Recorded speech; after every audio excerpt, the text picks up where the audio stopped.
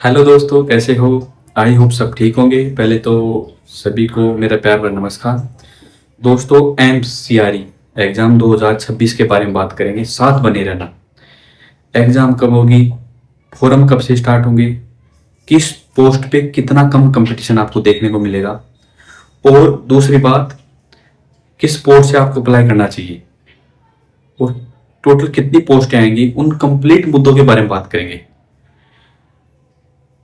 अगर आपको सिलेक्शन लेना है, क्योंकि आप हमारे चैनल का रिकॉर्ड उठा के देख लो। पिछली जो सीआरई 2025 में जो आई थी, इसमें अपने यहाँ से काफ़ी सिलेक्शन लिया है। वीडियो में आप जाके देखोगे तो आपको पता लग जाएगा। लेकिन बीच में मैं खुद एम्स में सिलेक्टेड हूँ और अदर 8 कॉम्पिटिटिव एग्जाम से क्वालिफाई हूँ। तो जो मेरा नॉलेज है, जो मैं आपके लिए फ्री ऑफ कॉस्ट कर सकता हूँ, वो मैं पूरा करूँगा और हमेशा आपके साथ हूँ।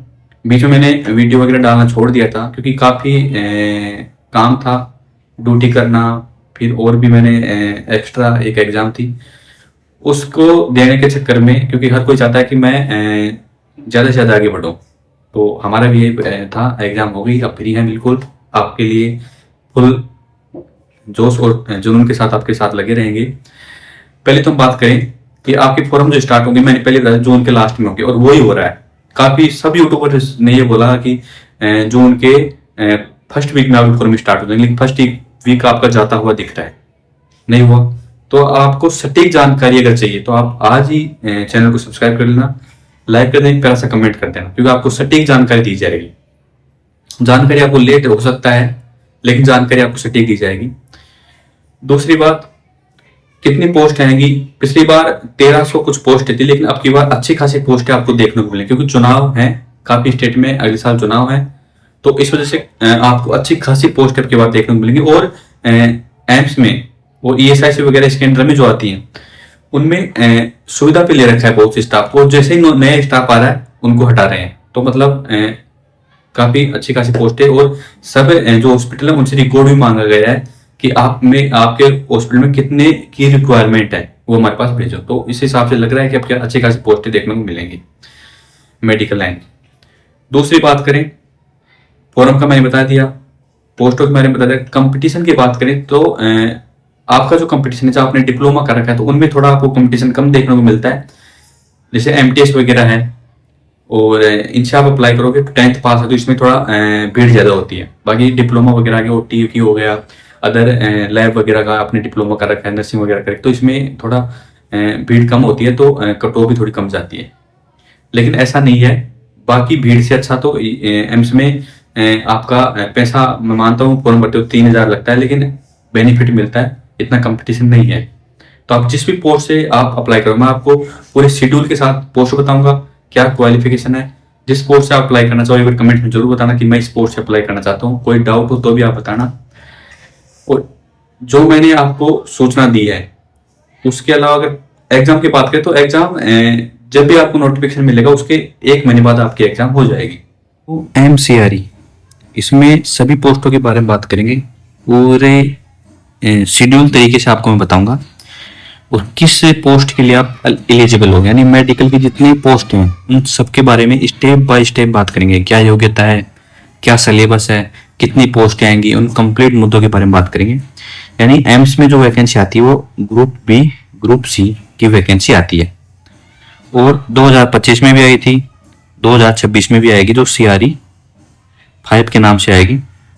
2025 में जो वैकेंसी थी उसके टोटल जो पद थे ना, वो 1383 पद थे, यानी कम पद थे। लेकिन जितना मैं ऑलरेडी एम्स में सेलेक्टेड हूँ, एम्स में जॉब कर रहा हूँ, तो एम्स का पेपर मैंने निकाला है और अदर 8 कॉम्पिटिटिव एग्जाम से क्वालिफाई किए हैं, तो पोस्टें बहुत खाली है, यानी सुविधा पे ले रखा है, यानी बहुत सा स्टाफ सुविधा पे ले रखा है। और जैसे ही नए कैंडिडेट आ रहे हैं, उन सुविधा वालों को हटा रहे हैं। तो ये मानो कि अच्छी खासी वैकेंसी इस बार देखने को मिलेगी, और चुनाव भी आने वाले हैं, तो अच्छी खासी पोस्टों पर अब की बार वैकेंसी आपको देखने को मिलेगी। अच्छा मौका है, एग्जाम तक लास्ट तक साथ बने रहना, सिलेक्शन हो जाएगा। प्रमुख पद कौन कौन से आने वाले देखो, LDC का या UDC का आएगा, स्टेनोग्राफर, पर्सनल असिस्टेंट, तो अपने फार्मासिस्ट ग्रेड 2। लेकिन अपने मेडिकल वालों की बात कर लेते हैं। जैसे लैब टेक्नीशियन, लैब अटेंडेंट का हो गया, ओटी टेक्नीशियन का हो गया, एनेस्थीसिया टेक्नीशियन का हो गया, रेडियोग्राफी टेक्नीशियन हो गया, रेडियोथेरेपी का हो गया, मेडिकल रिकॉर्ड ऑफिसर हो गया, store officer, junior store officer, इन ये सब पद आपको इसमें देखने को मिलेंगे। ड्राइवर की भी आएगी। जो मेन पद है ना वो आपको बता रहा हूँ। तो ये सारे मेडिकल रिपोर्ट मैंने आपको बता दिया। Medical source worker, sanitary inspector, junior engineer, nursing officer, hospital attendant, morgue attendant, ये सारे पद आपको, एमटीएस वगैरह सारे पद आपको देखने को मिलेंगे। योग्यता की बात करें तो इसमें 10वीं पास, 12वीं पास, डिप्लोमा, ग्रेजुएशन, बीएससी नर्सिंग या जीएनएम कुछ भी आपने कर रखा है तो इसमें आप अप्लाई कर सकते हैं। यानी मिनिमम योग्यता होती है 10th पास। अगर 10th पास भी आपने कर रखी है तो भी आप इसमें एलिजिबल हो, फॉर्म अप्लाई कर सकते हो। लेकिन अगर आपके पास डिप्लोमा है तो आप थोड़ा आपको कंपटीशन कम देखने को मिलता है। 10th पास से अप्लाई करोगे तो उसमें बेट थोड़ी ज़्यादा मिलती है, तो ये थोड़ा सा फर्क हो जाता है। आयु सीमा की बात करें तो आप 18 से 30 वर्ष तक इसमें अप्लाई कर सकते हो। और ओबीसी और इनको SC/ST इनको छूट भी दे रखी है 5 साल की। चयन प्रक्रिया की बात करें तो इसमें पहले कंप्यूटर टेस्ट होगा, फिर आपका कंप्यूटर टेस्ट के बाद में वे पोस्ट भरवाई जाती है, स्टेट भरवाए जाते हैं, उसके बाद डॉक्यूमेंट वेरिफिकेशन होता है, फिर मेडिकल एग्जामिनेशन होता है जिसमें भाई टाइपिंग वगैरह, उसमें टाइपिंग होती है, स्किल टेस्ट वगैरह जिस पोस्ट के लिए होगा वो तो होगा ही। वेतन की बात करें तो अच्छा खासा इसमें वेतन बहुत शानदार मिलता है। अब पहले बात करते हैं फार्मासिस्ट। कमेंट में बताना कि कौन कौन फार्मासिस्ट के फॉर्म अप्लाई करना चाहता है। 12वीं पास प्लस डी फार्मा या आपने बी फार्मा कर रखा है या राज्य फार्मेसी काउंसिल में आपका रजिस्ट्रेशन है तो आप इसमें फार्मासिस्ट में फॉर्म अप्लाई कर सकते हो। वेतन भी इसमें अच्छा खासा मिलेगा। कार्य के आपको जिसने कर रखा है उसको कार्य का पता है कि दवाइयों का वितरण, स्टॉक प्रबंधन, मरीजों को दवा संबंधी जानकारी देना, ये सारे इसके काम होते हैं। ओटी असिस्टेंट, ओटी टेक्नीशियन की बात करें तो 12वीं आपके पास साइंस होनी चाहिए प्लस ओटी टेक्नोलॉजी या ऑपरेशन थिएटर का आपके पास डिप्लोमा या बीएससी आपने कर रखी है तो आप इसमें अप्लाई कर सकते हो। आयु वेतन इसमें अच्छा खासा मिलता है। अब बात करें लैब टेक्नीशियन या मेडिकल लेबोरेटरी टेक्नोलॉजिस्ट में आप अप्लाई कर सकते हो 12वीं पास पीसीबी से, डीएमएलटी, बीएमएलटी या बीएससी एमएलटी कर रखे तो आप इसमें अप्लाई कर सकते हो। आगे बात करें नर्सिंग ऑफिसर में आपने बीएससी नर्सिंग या post BSc basic BSc nursing कर रखी है, जीएनएम प्लस 2 वर्ष का आपके पास अनुभव है या स्टेट नर्सिंग काउंसिल में रजिस्ट्रेशन है तो आप इसमें अप्लाई कर सकते हो। कोई भी डाउट हो तो आप कमेंट में बता देना। इसमें आपको मैंने बता दिया। सिलेबस की बात करें तो इसमें कंप्यूटर ऑनलाइन टेस्ट होगा, कंप्यूटर बेस्ड आपका एग्जाम होगा। इसमें आपकी इंडिया जीके आएगा, रीजनिंग आएगी, अंग्रेजी आएगी, कंप्यूटर आएगा और आपका जो सब्जेक्ट से आप जिस पोस्ट से अप्लाई करोगे, जैसे ओटी का सब्जेक्ट से आप ओटी की पोस्ट पे आप अप्लाई करोगे तो ओटी के बारे में आपको पूछेगा।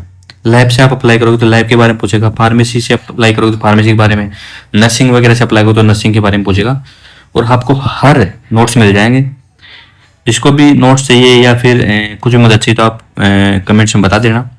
तो दोस्तों आपने पूरी चीज़ ध्यान से देखी, आपकी समझ में भी आएगा कि स्पोर्ट्स में अप्लाई करूँगा, ये डिप्लोमा है कुछ भी है तो आप अप्लाई जरूर करना और एग्जाम तक साथ बने रहना। और रेगुलर क्लासें मिलेगी। अब किस टॉपिक पे क्लास हो रही है वो भी आप कमेंट्स में बता देना, किस पोस्ट से अप्लाई करोगे वो भी आप कमेंट्स में बता देना। तो जो सटीक जानकारी देता है, जो गवर्नमेंट सर्वेंट है, जो ऑलरेडी एमसी में जॉब कर रहा है तो उसको ज़्यादा जानकारी होती है हमारे डिपार्टमेंट में क्या चल रहा है, क्या हलचल हो रही है।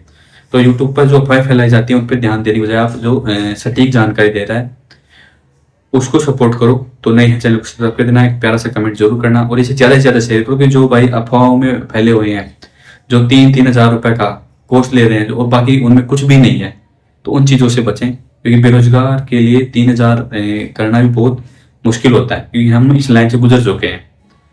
धन्यवाद।